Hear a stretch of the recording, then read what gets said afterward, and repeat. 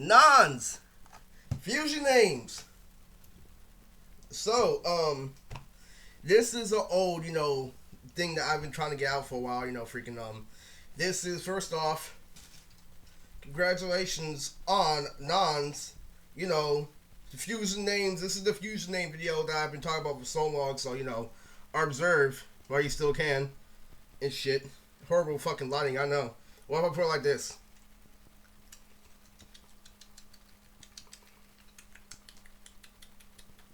Okay, so anyway, but yeah, this is Nonz fusion name. So this is a promotion for fucking Uncle Jay's past life. I'm talking about his events and what happened to him. Stuff like that. This is a character I'm saving for the second major arc of Nonz. Okay, so spoiler video. We have Big Al. We have the tournament. And then we have this arc.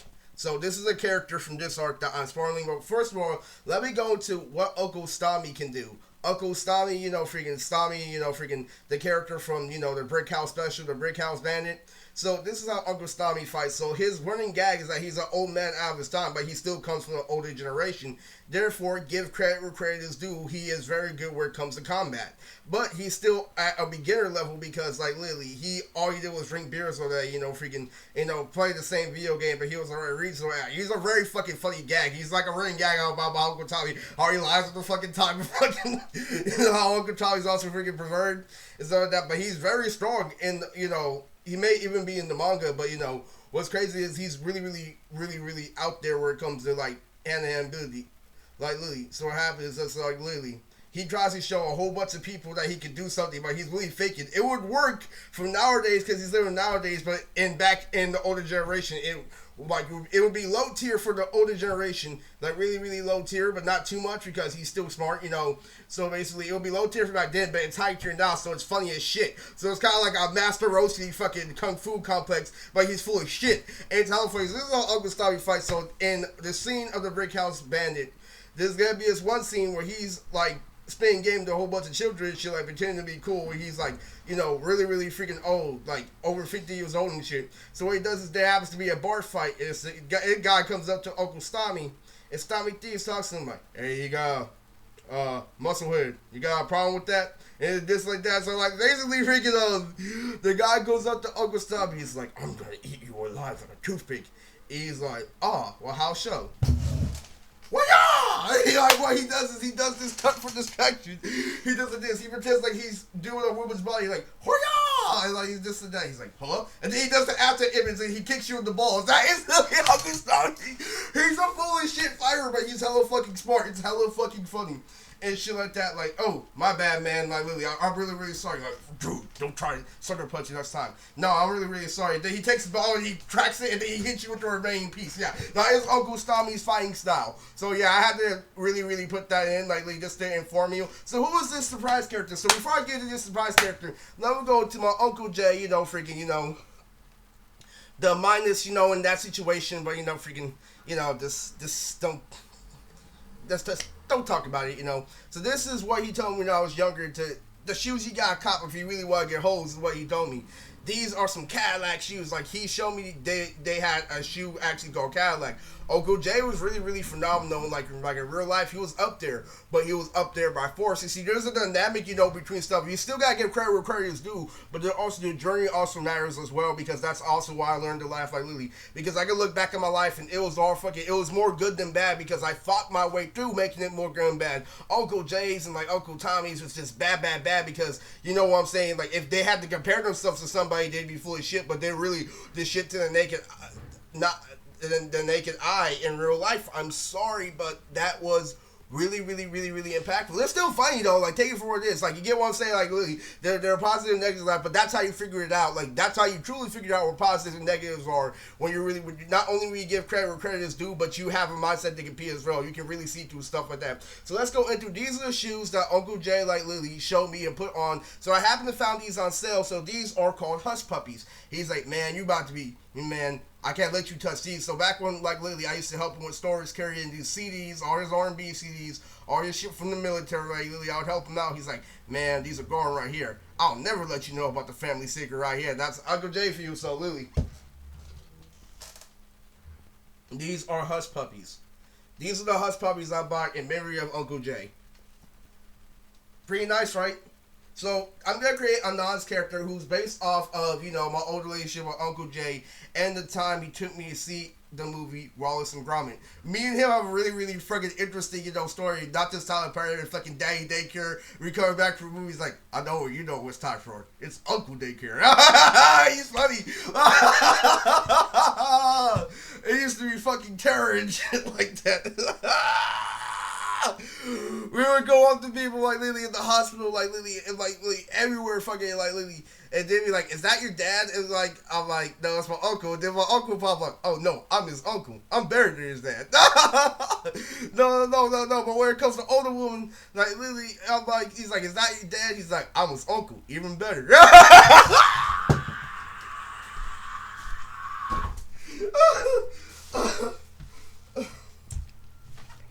But let me get into this. So fusion names and noms are made for a meaning. There's no such thing as a random fusion of nons. So what I do is I take concepts like when they say that like literally there's drip with no substance, like literally what I do is I give characters that had not drip in their original continuities, and not only do I give them drip, I give them substance. I give characters that literally are like shitting on like literally and give them substance. That's everything about my manga. All the forgotten concepts that literally people sleep on is what I expand on in my manga. Like literally.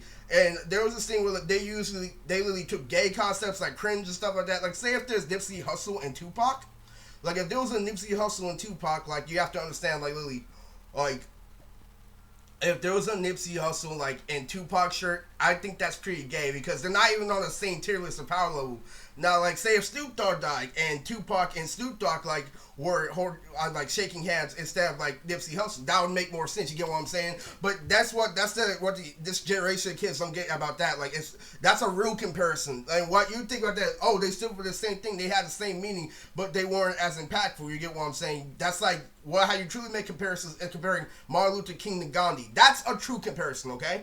So like, I'm trying to let you guys know. So this is like literally a lot of things. So fusion names and nons, like, you know, and the prelogue, some spoiler alert, like literally, the prelogue, one of the elder, you know, Congress up in the sky, like literally, the political magic council, the magic Congress up in the sky, that's literally, that's all Medea level, that literally, the girls say of nons, like literally, the girls say of nons, like literally, what happens is this, okay, so, there's, the strongest water user in Nonz name is Toby Jita. Toby Jita is literally the, you know, freaking the strongest water user in Nonz. Okay, so that's what fusion names are based off of. For the headband, it's Toby, Rama, and Vegeta. And for the headband, instead of the Leaf Village symbol, it's a Dragon Ball. So that's how fusion's name worked in Nonz. So another, I might as well spoil it already. I'm just gonna spoil it. There is going to be a character that's based off Bardock. There's already Rogata, and like how I felt about Bardock, like how I felt like Bardock should have had more screen time. That's why I created Rogata. Gabaya's dad is based off Bardock, but he has certain aspects to him. I may just give him mental buffs in the future if that'll work. You know, I'm trying to get a director's help on that. You know, if that is possible. So like, you know, freaking, there's this guy called Barhawk. So his name is based off of Haku and Bardock. So that's how fusion names work in Nonz. Like Bardock, Barhawk, like Lily. He has a scouter, and that's how like these inspiring me to like use scouters from here and now. Like Stangelica has an original design, so she only uses a scouter here and there to get information. So that's how scouters work in Nonz and stuff like that. Like the people, if you go watch Blue Dragon, there is a such thing as, you know, scouters. Even though I know like that was like Akira Toriyama, like, you know, some aspects, especially with him with directing some aspects of that anime, that's still a concept. So, you know, freaking, you know, that's the aspect I have in Nonz. Like, scouters are also like made for codename kickers. The store in Nonz, like really, when you read someone with a scouter in Nonz, you type like it's actual words instead of like Japanese kanjis. So I don't know if that'll work. That may be a studio cut. Like who knows? But like that's Barhawk, like literally. So if not a scouter, it would be like a rave, like what Carmatic has, like wave glasses. So if scouters won't work and like people more tripping about that, then we can have like rave glasses. So that would be fucking good too. Like literally fucking laser rave glasses. So that's could be a like, you know, a supplement for that. So that's what I thought about in high school. I thought about Barhawk in high school. Barhawk is literally, you know, one of the strongest members of Nonz. Like he's literally, he may be half a Toby Jeter, who knows? But I'm not sure. Like I don't know how strong Barhawk is. I just know it's like, it's spoiler alert, freaking, you know, Barhawk is gonna be around for the third arc of Nonz. The biggest arc of Nonz is going to be Barhawk. And so to show you that Nonz is still a show in anime, even though I add a lot of, you know, elements to it, you know, Gabaya is trying to get stronger after being defeated by Barhawk and his crew. So Gabaya comes back after training stronger, and he thinks he can take Barhawk on. So Lily. That's a spoiler for fucking the third arc or not. So yeah, Nonz is still a show in anime, so it has still a lot of big show aspects to it. So I hope that's not too heavy spoilers, but this is something I have to get up. So the character who I'm talking about today, her name is Ladira. So Ladira is Erza and Deidara. Like a very slept on concept. Do you know how like Deidara has clay figures? This is based off the time that Uncle Jay took me to go see Wallace and Gromit. He's like, Eris, what the fuck? And like there's an Easter egg. There's my grandma. What I used to do like when I was a little kid, I used to take slices, like you know how they like have slices of cheese, and that American cheese, the fucking that's like that red fucking square shit, when they have piece by piece. It's like that. I used to take Cheez-Its, and I used to like take slices of cheese. So I put like the slices of cheese in the Cheez-Its, and my grandma thought that was actually hella fucking funny and shit. So like, and Wallace and Gromit, there's this like literally they live on a planet of cheese, and like literally I thought that shit was hella funny. So this character's name is Ladra, and what she is she controls animation frames. So what she does is she can trap you in a frame and like recreate like, you know, the fabric of space and time. And she has a really big special, you know, fucking her beam blast, like her bomb is called Adobe Flash. What she does is she makes clay animation figures like Deidara, but she colors them and shit. She makes them knights like Erza. So she's able to switch her knights up while they're animated. So everything about her is animated and switching out her projectiles. They're clay figures. So she controls clay creatures that like turn into different shit over time. Like she can switch them at real. Like Adobe Flash, like she can freeze you. And so like literally freaking, it's really, really, really, really, really nasty. She may have a summoning ammo that's based off the robot chicken. You know, she may have the robot chicken like literally fucking, you know, freezing you with fucking like fucking different fucking colors and shit, sending you like in different fucking dimensions and shit. Fucking crazy. That maybe is something by Robert Downey Jr. For like literally, I tried to keep this a secret, but you know what I'm saying? Like literally, Robert Downey Jr. like literally.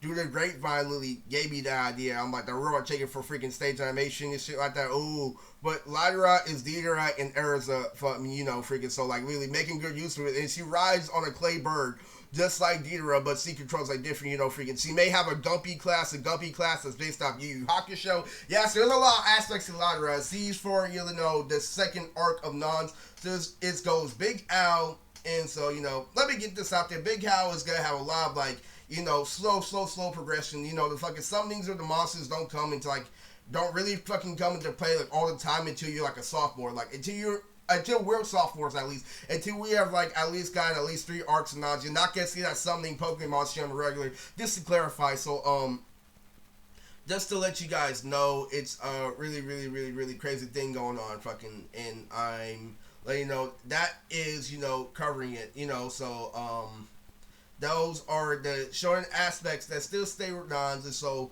this is Blue Tricks, and this is another Nonz face video. I'm out.